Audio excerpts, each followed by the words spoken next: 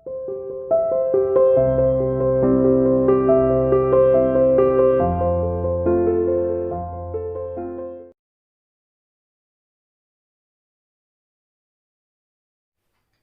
dear student, welcome to C International School online classes. Dear plus one commerce class, today we will discuss about chapter 3 utility and topic consumer equilibrium. इससे पहले हमने utility क्या है, margin utility सबके बारे में discuss कर लिया। आई होप आपको समझ आया होगा। अब हम पढ़ेंगे कंज्यूमर इक्विलिब्रियम कहाँ है। कंज्यूमर इक्विलिब्रियम यानी कंज्यूमर जहां संतुलन में है, इसको हिंदी बोलते हैं कंज्यूमर इक्विलिब्रियम यानी कंज्यूमर संतुलन। तो कंज्यूमर कहाँ संतुलन में होता है? कंज्यूमर वहां संतुलन में है कि एक जैसे एक कंज्यूमर है, कंज्यूमर हमेशा वस्तु को खरीदता है किसके अकॉर्डिंग? उसके प्राइस को देखकर और अपने किसको देखकर? सेटिस्फेक्शन लेवल को देखकर। सेटिस्फेक्शन लेवल यानी यूटिलिटी। तो कंज्यूमर वहां सेटिस्फाई होता है जहां पर वस्तु का प्राइस और उसकी जो इनकम है उसको अलाउ कर देती है उस वस्तु को खरीदने पर, और खरीदने के बाद वो सेटिस्फाई भी होता है। तो कंज्यूमर सेटिस्फेक्शन कहलाया जाता है। ठीक है, कंज्यूमर सेटिस्फेक्शन वहां है जहां पर जो कंज्यूमर है वो अपनी इनकम के अकॉर्डिंग वस्तु के प्राइस को ध्यान में रखते हुए वस्तु की क्वांटिटी खरीदता है, और खरीदना है जब उससे खरीदने के बाद जो उसे सेटिस्फेक्शन मिलता है उसे बोलेंगे कंज्यूमर इक्विलिब्रियम। लेकिन कंज्यूमर इक्विलिब्रियम के लिए जरूरी है कि आपका खर्च करना, कि आप कुछ खर्च करें। ठीक है, तो वहां इन इकोनॉमिक्स में उसे बोलेंगे कंज्यूमर इक्विलिब्रियम। ऐसे नहीं जैसे कि आप मैरिज में जाते हैं, तो मैरिज में जाते हैं तो आपको पता है वहां बहुत से स्टॉल लगे होते हैं। मान लीजिए आपको टिक्की बहुत पसंद है तो आप वही बार उसको कंज्यूम कर रहे हैं और आप बहुत खुश होते हैं। तो इन इकोनॉमिक्स में जनरली रूप से उसे कंज्यूमर इक्विलिब्रियम नहीं कहा जाएगा। कंज्यूमर इक्विलिब्रियम वहां कहा जाएगा जब वही टिक्की के लिए आपको क्या देनी पड़ेगी? कुछ मनी देनी पड़ेगी। तो मनी देने के बदले आप जब उसे सेटिस्फेक्शन लेंगे, आपको लग रहा है आप इतना खर्च कर रहे हो, बदले में आपको एक अच्छी क्वालिटी, आपको अच्छी क्वांटिटी में मिल रही है, आप उससे खुश हो रहे हैं अपने प्राइस को देखकर। आप ये कह रहे हैं कि पैसा वसूल है, तो उसे कहेंगे हम कंज्यूमर इक्विलिब्रियम। तो देखिए कंज्यूमर इक्विलिब्रियम यूटिलिटी एनालाइज के माध्यम से किस प्रकार हम डिटरमाइन करेंगे। तो इसमें हम डिटरमाइन करेंगे one commodity case and two commodity case में। देखिए वन कमोडिटी केस में किस तरीके से डिफाइन करेंगे। सबसे पहले price of commodity, second margin utility of commodity, third margin utility of money. इसको 3 टाइप से डिटरमाइन किया गया है वन कमोडिटी केस। यानी कंज्यूमर इक्विलिब्रियम है और वन कमोडिटी केस है। तो फर्स्ट ऑफ ऑल किसको ध्यान में रखेगा? कंज्यूमर जब इक्विलिब्रियम होगा तो वस्तु के प्राइस को, फिर कितनी यूटिलिटी उससे मिल रही है जब वस्तु का कंजप्शन कर रहा है, इसको ध्यान में रखेगा। फिर मार्जिन यूटिलिटी देखेगा of money. Margin utility of money मतलब कि भाई 1 रुपए अगर आपने खर्च कर रहे हैं तो आप चाहेंगे इतनी यूटिलिटी तो मुझे मिले, क्योंकि यहाँ पर बेटा आपको नंबर में एक्सप्रेस करना है, लो हाई तो नहीं। जैसे कि मान लीजिए मैं 1 रुपीज खर्च करती हूँ तो मैं ये एक्सपेक्ट करती हूँ मुझे 4 यूटिल तो इससे मिलनी चाहिए। लेकिन जब कंजप्शन करने पर 4 यूटिल मुझे मिल रही है तो मैं कंज्यूमर इक्विलिब्रियम हूँ। मान लीजिए उससे ज्यादा मुझे मिल रही है, यानी मैं सोचूं कि मैंने तो कम पे किया लेकिन मुझे सेटिस्फेक्शन ज्यादा मिल रहा है, वहां वो संतुष्टि पॉइंट से और ऊपर वाला पॉइंट कहलाया जाएगा। लेकिन अगर आप मनी खर्च करते हैं और आपको लगता है कि नहीं मैंने गलत किया इसको खरीदने पर, यहाँ मुझे सेटिस्फेक्शन नहीं मिला, तो वहां हम कहेंगे कि मार्जिन यूटिलिटी ऑफ मनी आपकी नेगेटिव में जा रही है। यानी जितना आप एक्सपेक्ट कर रहे हैं कि 1 रुपए पर खर्च करने पर इतनी यूटिलिटी मिलनी चाहिए और उतनी यूटिलिटी आपको नहीं मिल रही, यानी आप संतुष्ट नहीं हो रहे, आपको लग रहा है कि पैसे ज्यादा खर्च हो गए हैं लेकिन संतुष्टि इतनी नहीं मिली, तो वहां पर मार्जिन यूटिलिटी, वहां पर कंज्यूमर इक्विलिब्रियम नहीं होगा। कंज्यूमर इक्विलिब्रियम कहाँ होगा? जब व्यक्ति ध्यान रखेगा वस्तु के प्राइस को और कितनी उससे मार्जिन यूटिलिटी मिल रही है, इसके अलावा कितना व्यक्ति खर्च कर रहा है वस्तु पर। ठीक है, वस्तु पर जो खर्च कर रहा है और बदले में वो एक्सपेक्ट कर रहा है इतनी यूटिलिटी तो मुझे मिलनी ही चाहिए, उसकी बोलेंगे मार्जिन यूटिलिटी ऑफ मनी। जैसे आप सोचते हो मान लीजिए आप गोलगप्पे खा रहे हैं तो आपको आप एक्सपेक्ट करते हैं मान लीजिए 10 रुपीज के हैं तो 10 रुपीज के 5 मिले या 4 मिले, कहीं आपको एक ही मिल रहा है तो आप क्या कहेंगे? मैं इसको नहीं खरीदूंगा। क्यों? क्योंकि मुझे इससे यूटिलिटी नहीं मिल रही, मैं जितना एक्सपेक्ट कर रहा हूँ। एक्सपेक्टेशन है मार्जिन यूटिलिटी ऑफ मनी, जितना आप एक्सपेक्ट कर रहे हो उतना आपको नहीं मिल रहा है तो आप उसको नहीं खरीदते हैं, आप कहीं और से कंजप्शन करेंगे जहां आपको इतनी यूटिलिटी मिलेगी। तो margin utility of money expectation हो गया कि खर्च करने पर आप ये एक्सपेक्टेशन चाह रहे हैं ये उसमें होनी चाहिए, इतनी क्वांटिटी इतनी क्वालिटी, आपको इतना टेस्ट मिलना चाहिए, तो उसे बोलेंगे मार्जिनल यूटिलिटी ऑफ मनी। तो कंज्यूमर वहां इक्विलिब्रियम होगा जहां पर वस्तु के प्राइस को ध्यान में रखेगा, मार्जिनल यूटिलिटी को ध्यान में रखेगा। And third marginal utility of money, marginal utility of money यानी मनी जब खर्च करेगा तो उससे जो यूटिलिटी उसको प्राप्त होगी। तो जैसे भाई बेटा अगर 1 रुपीज खर्च करेगा तो मान लीजिए, जैसे मैंने यहाँ पर एक टेबल बनाई हुई है कि मान लीजिए एक ही वस्तु के संदर्भ में है, ये यूनिट है, 1 खरीदते हैं, 2 यूनिट, 3, 4, 5, 6 यूनिट जब खरीदते हैं तो पहली यूनिट जब आप खरीदते हैं कोई भी कमोडिटी है, कोई भी मान लीजिए एप्पल, बनाना, ठीक है, मैंगो, कुछ भी आप एक्स वाई जेड जो आपको अच्छी लगे, जब एक कमोडिटी का कंजप्शन करते हैं तो मार्जिन यूटिलिटी आपको कितनी मिलती है उससे 20। आपने खुद डिटरमाइन किया, आप खुद डिटरमाइन करेंगे या आपको टेबल क्या बनानी, लेकिन उसके पहले आप ये डिटरमाइन करेंगे कि जब मैं एक्स वस्तु को खरीदूंगा या खरीदूंगी तो मान लीजिए 1 रुपीज है, रुपीज 1 रुपए है, तो 1 रुपए में 4 यूटिलिटी तो मुझे मिलनी ही चाहिए। कम से कम जब मैं इस पर खर्च करूं तो कम से कम 1 रुपए के बराबर 4 यूटिलिटी तो मुझे मिलनी ही चाहिए। जब आपने एक यूनिट खरीदी तो आपको 20 यूटिलिटी मिली, जब आपने 2 यूनिट खरीदी तो सीधी सी बात है जैसे जैसे और अधिकता आएगी उस वस्तु की सेटिस्फेक्शन लेवल कम हो जाएगा, तो आपको 18 यूटिलिटी मिल रही है। 3 खरीद रहे हैं तो आपको 16 मिल रही है। 4 कर रहे हैं बेटा, यहाँ अंतर 6 का कर दिया, कोई दिक्कत नहीं है, आप 14 भी कर सकते हैं, फिर यहाँ अंतर कर दें क्योंकि यहाँ दिखाना जरूरी है एमयू को। एमयू मैंने क्या बताया था, डिक्लाइन होता है, 0 होता है, नेगेटिव, इसलिए मैं ये टेबल बनाई है। आप डिस्टेंस सिमिलर भी रख सकते हैं 2 का, फिर अंत में जाके 0 ये हो जाएगा। थर्ड है 16 मिलती है, 4 है तो 10 मिलती है। जब 5 और अतिरिक्त इकाई का कंजप्शन करते हैं तो मार्जिनल यूटिलिटी 0 हो जाती है। फिर और कंजप्शन कर रहे हैं तो आप डिससेटिस्फेक्शन में चले जाते हैं, यूटिलिटी आपकी किस में चल जाती है, माइनस में, हम पढ़ चुके हैं।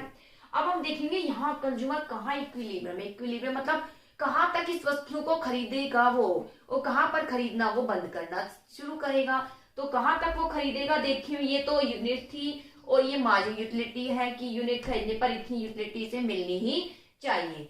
तो देखिए 1 रुपीज का प्राइस, 1 रुपीज इसका प्राइस है और कंज्यूमर ये चाह रहा है कि 1 रुपए में 4 यूटिलिटी तो मिलनी ही चाहिए। तो डिवाइड किया तो आपको यहाँ कितनी यूटिलिटी मिल रही है बेटा, 5 यूटिलिटी मिल रही है। कितनी मिल रही है, 5 यूटिलिटी। बेटा मार्जिनल यूटिलिटी ऑफ मनी को MUM बोलते हैं। इसको हम किस तरीके से इसकी इक्वेशन को डिफाइन कर सकते हैं, MUM किसके बराबर होता है, कंज्यूमर वहां सेटिस्फाई है जहां पर MUX upon PX is equal to MUM है, ठीक है, MUM यानी जब MUX को प्राइस आप जो है आप डिवाइड करते हैं तो आपको ठीक है डिवाइड करते हैं तो किसके बराबर आना चाहिए, MUM के। तो यहाँ पर आप मान लीजिए 4 रुपीज है तो आपको कितनी यूटिलिटी मिलनी चाहिए, 1 रुपीज में 4 यूटिलिटी मिलनी चाहिए, ठीक है। तो देखिए बेटा कम से कम यहाँ पर जहां पर 4 यूटिलिटी आपको मिलेगी वहां पर कंज्यूमर क्या है, इक्विलिब्रियम। तो जैसे आपने उसको डिवाइड किया तो 5 यूटिलिटी मिली, आपने फिर 4 को डिवाइड किया कि कम से कम जब मैं खर्च कर रहा हूँ एक अतिरिक्त इकाई खरीद रहा हूँ, देखो एक इकाई खरीदी 4 यूटिलिटी तो मिलनी चाहिए, तो आप डिवाइड किया यानी 4 से ज्यादा यूटिलिटी मिल रही है, आप ज्यादा सेटिस्फाई हो रहे हैं, आप अभी और खर्च करेंगे रुपए, 1 रुपए और खर्च किया तो आप डिवाइड किया 4 से 1 रुपए खर्च करने पर 4 यूटिलिटी तो मिलनी चाहिए, तो डिवाइड करने पर 4.5 आया, यानी आपको कितने यूटिलिटी मिल रही है, कम से कम 2 यूटिलिटी आपको जो है 4.5 यूटिलिटी मिल रही है, यानी यहाँ पर भी आपको जो एक्सपेक्टेशन से ज्यादा यूटिलिटी मिल रही है। अब जब आप तीसरी यूनिट खरीदते हैं तो आप देखते हैं जब डिवाइड करते हैं तो 4 आ रहा है, यानी आप चाह रहे थे कि जब मैं खर्च करूं रुपए तो 4 यूटिलिटी तो मिले, यहाँ पर एग्जैक्ट 4 आ ही रहा है। उसके बाद अगर एक और यूनिट खरीदनी है तो आपके पास कितनी MU आ जाती है जब डिवाइड करने पर, utility marginal utility of money 2.5 जो कि लेस है, किससे लेस है, इससे। आपने डिटरमाइन ही 4 यूटिलिटी कर रखी थी कि वस्तु को वहां तक खरीदूंगा जहां पर कम से कम 4 यूटिलिटी तो मिले। अगर अब 3 से चौथी यूनिट खरीदने का मतलब आप मनी ज्यादा पे कर रहे हो, उससे सेटिस्फेक्शन आपको बहुत कम मिल रहा है, आप चाहते 4 तो मिले, 4 से अब कम जा रहा है, यानी सेटिस्फेक्शन लेवल गिरता जा रहा है। तो आप कंज्यूमर कहाँ इक्विलिब्रियम होगा, यहाँ पर कंज्यूमर यहाँ इक्विलिब्रियम होगा जहां पर उसे मिलने वाली मार्जिनल यूटिलिटी ऑफ मनी क्या होगी, देखिए मार्जिनल यूटिलिटी 16 है और जब इसको डिवाइड कर रहे हैं 1 रुपए 4 यूटिलिटी के बराबर तो आपकी 4 आती है, दोनों मैच हो गए, यानी यहाँ पर थर्ड यूनिट पर आएगा कंज्यूमर इक्विलिब्रियम। और इससे पहले क्या है यहाँ कंज्यूमर सरप्लस, क्योंकि कंज्यूमर को ज्यादा अधिकतर मिल रही है, वो जितना चाहता है उसका एक्सपेक्टेशन से ज्यादा मिल रहा है, यहाँ एग्जैक्ट एक्सपेक्टेशन के अकॉर्डिंग मिल रहा है, इसके बाद एक्सपेक्टेशन से कम उसको मिल रहा है जब वो पैसे खर्च कर रहा है। तो इसमें बोलते हैं वन कमोडिटी केस में, इसमें जैसे डायग्राम है, हम डायग्राम बना सकते हैं, इजी OX है, यहाँ पर यूनिट लिखेंगे आप, ठीक है। इसके बाद MUX भी यहाँ पर लिखेंगे आप, PX भी लिखिए, मार्जिन यूटिलिटी ऑफ MUM भी, MUX भी और PX भी आप यही लिखेंगे। प्राइस है 1 रुपीज है, और इसके अलावा मार्जिन यूटिलिटी ऑफ मनी भी यहाँ लिख सकते हैं। इसके बाद बेटा आप ये डिटरमाइन करेंगे ये, ठीक है, यहाँ पर मैं ये लाइन लिख देती हूँ, ये आ गई है MUX, ठीक है। MUX आपको पता ही है कि डिक्लाइन हो रहा है, 0 है, नेगेटिव है, और कहाँ पर इक्विलिब्रियम होगा थर्ड यूनिट पर, जहां पर यहाँ इक्विलिब्रियम होगा थर्ड यूनिट पर, ठीक है, कि कहां पर, जहां पर यूनिट थर्ड है और MUX कितना है 16 है। तो जब आप बेटा यहाँ करोगे 1 2 सॉरी यहाँ पर आएगा 3, थर्ड यूनिट पर इक्विलिब्रियम होगा, और यहाँ पर जो MUM है कितनी आएगी 4 आएगी, ये MUM यहाँ लिख दीजिए कितनी आएगी 4 आएगी, और यूनिट है थर्ड, तो यहाँ पर 4 = 4 आ रहा है, यानी मार्जिन यूटिलिटी जो आपने एक्सपेक्ट की थी वो एग्जैक्ट इसके बराबर आ रहा है। तो यहाँ पर कंज्यूमर है सेटिस्फैक्शन, यानी थर्ड यूनिट पर, इससे ऊपर वाला कंज्यूमर सरप्लस है, नीचे वाला उसकी डेफिशिएंसी को शो करता है। तो ये था बेटा वन कमोडिटी केस में किस प्रकार डिटरमाइन करेंगे। इसके बाद आता है टू कमोडिटी केस में किस तरीके से कंज्यूमर सेटिस्फाई होगा। तो सिंपल सा मान लीजिए आपके पास ₹5 है, ठीक है, आपको 2 वस्तुओं पर अब यहाँ खर्च करना है, यूनिट है यहाँ पर 1 2 3 4 5 मान लीजिए 6, अब यहाँ MUX है और MUY, ठीक है। मान लीजिए X और Y दोनों का प्राइस कितना है 1 रुपीज है। तो जब मान लीजिए, ठीक है, आप जब एक यूनिट यहाँ इसकी खरीदते हैं तो आपको 10 यूटिलिटी मिलती है, और यहाँ पर आपको मिलती है 8। इस तरीके से आप रेशियो बनाएंगे 8 6 4 2, ठीक है, और यहाँ पर ऐसी 8 6 4 2, लास्ट आप यहाँ लिख सकते हैं 0 लिख सकते हैं। चलिए ठीक है, आप देखिए कहां पर जब आप दोनों X है और Y, ठीक है, 2 वस्तु है, उससे यूटिलिटी ये मिल रही है, और दोनों का ही रुपए 1 है, और आपके 5 रुपए, आप कितना खर्च करेंगे। देखें कहां पर कंज्यूमर इक्विलिब्रियम होगा, कंज्यूमर वहां इक्विलिब्रियम होगा जहां MUX किसके होगा MUY के। देखिए तो बेटा अगर मैं पहले में देखूं तो यहाँ पर आप 1 यूनिट खर्च कर रहे हैं तो 10 यूटिलिटी मिल रही है, और इससे 8 इक्वल नहीं है।